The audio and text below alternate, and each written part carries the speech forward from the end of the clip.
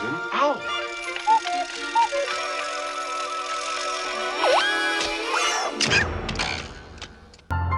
Right, basically, if this prints, I will be having a toy-gasm.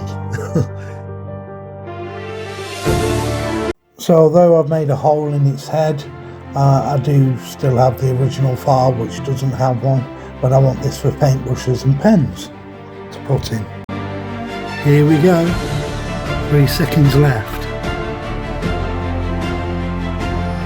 and it's done.